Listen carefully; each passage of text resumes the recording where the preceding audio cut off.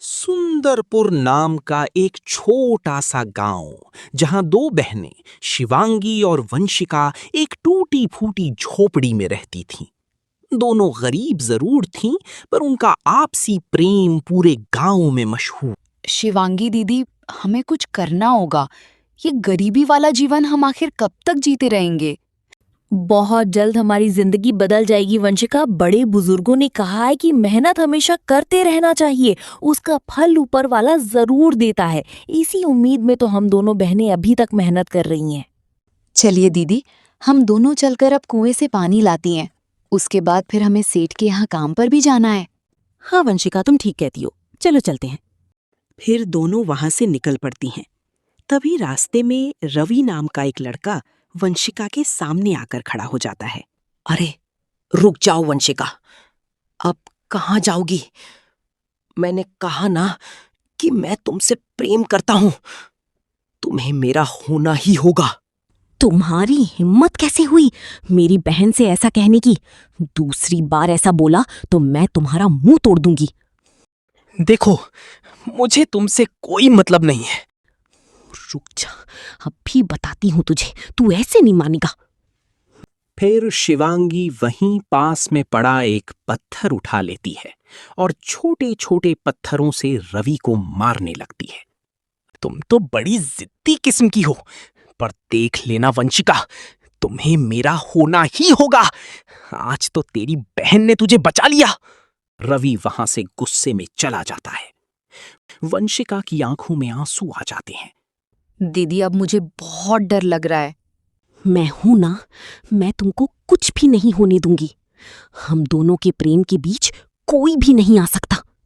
दोनों वहां से आगे बढ़ने लगती हैं। तभी रास्ते में एक विशाल तांत्रिक उनके सामने आकर खड़ा हो जाता है। दीदी, वहां मत जाओ। चलो, हमें अब पानी भरने जाना है। दोनों बहनें तांत्रिक को अनदेखा कर जाने लगती हैं। तभी वह तांत्रिक अचानक बोलने लगता है। तुम दोनों के नसीब में कुछ बहुत बड़ा लिखा है। मेरे अंदर एक खास बात है कि आप दोनों का भविष्य देख सकता हूं। तुम में से एक रानी बनेगी और दूसरी उसकी बर्बादी। आप कैसी बातें कर रहे हैं? और हम एक दूसरे की बर्बादी कैसे हो सकती हैं? हम तो एक दूसरे से बहुत प्यार करते हैं। तुम्हें अभी मेरी बातों पर यकीन नहीं है, पर वक्त के साथ तुम्हें सब समझ आ जाएगा। फिर वो तांत्रिक जंगल की ओर चला जाता है और दोनों बहनें उसे जाती हुई देखती रह जाती हैं।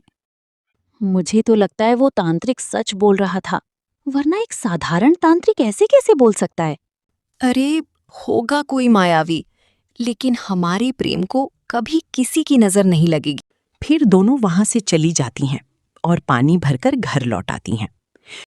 कुछ वक्त बीतता है और एक दिन वंशिका रोज की तरह पानी भरने जा रही होती है।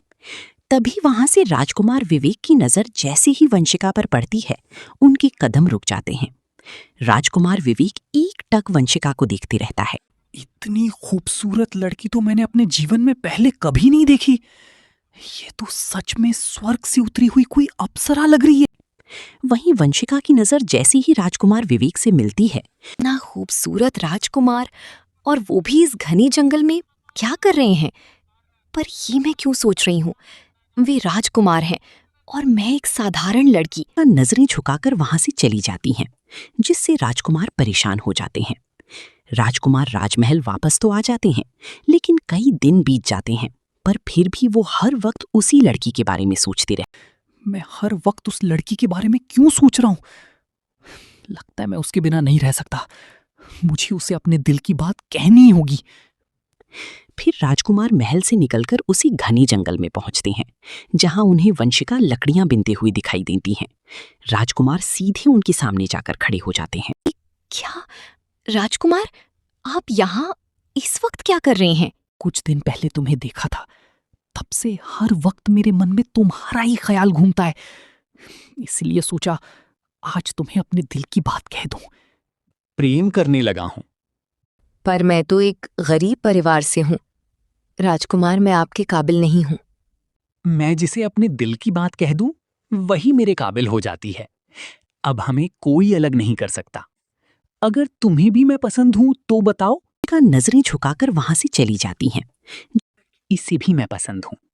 चलो, हमारे प्रेम को अब बहुत जल्द मंजिल मिल जाएगी। फिर धीरे धीरे कई दिन बीत जाते हैं और दोनों अक्सर मिलने लगते हैं।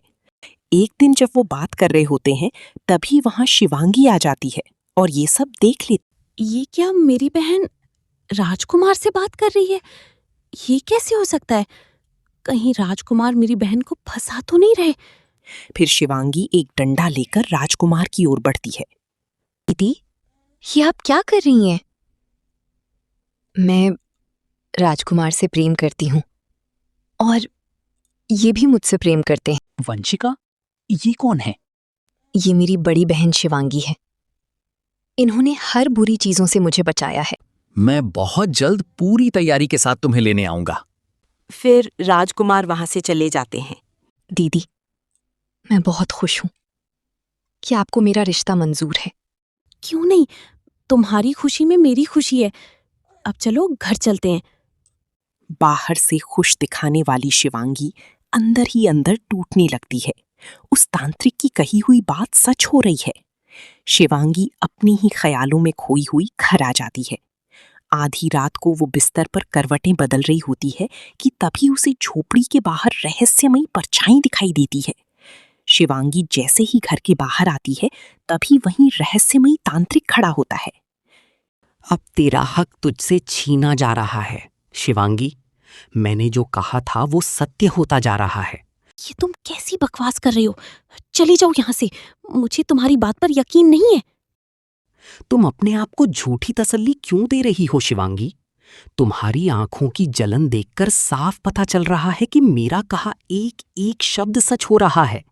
क्या तुम्हारी छोटी बहन इस राज्य की महारानी बनने नहीं जा रही? क्या वो उस वैभव को नहीं भोगेगी जिस पर तुम्हारा अधिकार होना चाहिए? शिवांगी के पास इस बात का कोई जवाब नहीं होता। वो चुपचाप खड़ी रह जाती है।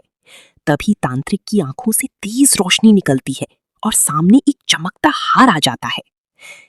अगर तुम अपनी भलाई चाहती हो तो कल सुबह होते ही राजमहल चले जाना और ये हार अपनी बहन को पहना देना। फिर देखना तुम्हारी किस्मत बदल जाएगी। तू जो चाहती है वो सब तुम्हें मिलेगा और मैं तुम्हारी मदद करूंगा। आखिर तुम मेरी मदद क्यों करना चाहते हो? तुम दिल की बहुत नेक हो। अगर वो इस राज्य की महारानी बन गई तो पहली सजा वो तुम्हें ही देगी। फिर तुम कहीं की नहीं रहोगी। मैं जो कहता हूं वो गलत नहीं है। तुम्हें तो अब तक सच का पता चल ही गया होगा। शिवांगी उसकी बातों में पूरी तरह आ जाती है और मन ही मन एक फैसला कर लेती है। ये तांत्रिक सही कह रहा है। वंशिका रानी बन गई तो मैं उसकी दासी बनकर रह जाऊंगी। मुझे अपनी किस्मत खुद लिखनी होगी। फिर वो घर के अंदर आती है और अपनी सोई हुई बहन वंशिका को देखकर गुस्से में आग बबूला हो जाती है। अगली सुबह जैसे ही वंशिका उठती हैं, शिवांगी उसके पास जाती है। देखो, कुछ दिनों में तो तुम मुझे छोड़कर चली जाऊंगी, तो क्यों ना तुम अभी ही राजमहल चलो और वहीं रहो। पर राजकुमार ने तो कहा था कि वो हमें खुद लेने आएंगी दीदी। उन्होंने हमें संदेश भेजा है कि तुम अभी आ जाओ। ये देखो। हाँ, राजकुमार ने कहा है कि इसे पहनकर मैं उनकी। क्या सच में? ठीक है दीदी। और शिवांगी उसे गले में वो हार पहना देती है। शिवांगी उसे लेकर राजमहल पहुंच जाती है। जैसे ही राजकुमार विवेक की नजर उस हार को पहने हुए वंशिका पर पड़ती है, वे अपनी सुध बुध खो बैठती हैं। आखिर तुम आ गई। मैं कब से तुम्हारा इंतजार कर रहा था। अब चलो महल के अंदर चलते हैं। भेज दे। ये क्या? राजकुमार को कैसे पता चला कि हम लोग यहाँ आने वाले हैं? यानी इसी हार का कमाल है जो ये मेरा काम कर रहा। शिवांगी, तुम भी जब तक हम दोनों का विवाह नहीं हो जाता हमारे साथ राजमहल में रह सकती हो। आखिर तुमने हमारी वंशिका की इतनी अच्छी देखभाल जो की है। राजकुमार, मैं आपकी बात कैसे टाल सकती हूँ? ठीक है। फिर तीनों राजमहल के अंदर आ जाते। जैसे ही वंशिका वहां बैठती है, उसे अचानक बहुत कमजोरी महसूस होने लगती है। वंशिका परेशान हो जाती है और महल की गलियों में टहलने लगती है। कमजोरी के कारण उसका सर चकराने लगा। प्राचीन गुलदस्ते से टकरा जाती है। गुलदस्ता जमीन पर गिरकर चकनाचूर हो जाता है। तभी वहां सैनिक आ जाते हैं। तुम्हारी हिम्मत कैसे हुई?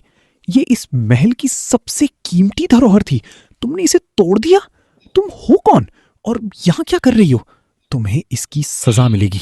सैनिक वंशिका को पकड़ने ही वाले होते हैं, तभी शिवांगी वहां आ पहुंचती है। रुक जाओ, तुम लोग क्या कर रहे हो? ये मेरी बहन है और इस राज्य की होने वाली महारानी। तुम लोग इसके साथ ऐसी बदसलूकी नहीं कर सकते। महारानी? अगर ये महारानी है तो इनका ये व्यवहार बर्दाश्त नहीं किया जाएगा। महाराज और राजकुमार अपनी प्रिय वस्तुओं का ऐसा अपमान कभी सहन नहीं करेंगे। इतने में राजकुमार विवेक भी वहां आ जाते हैं। शिवांगी तुरंत स्थिति को संभालते हुए एक महान और त्यागी बहन की तरह पेश आती। राजकुमार, क्षमा कीजिए, वंशिका की तबीयत ठीक नहीं है, इसीलिए इससे ये भूल हो गई। ये जानबूझकर कुछ नहीं करती। ठीक है, अगली बार से ध्यान रखना। सैनिक, तुम लोग जाओ यहाँ से।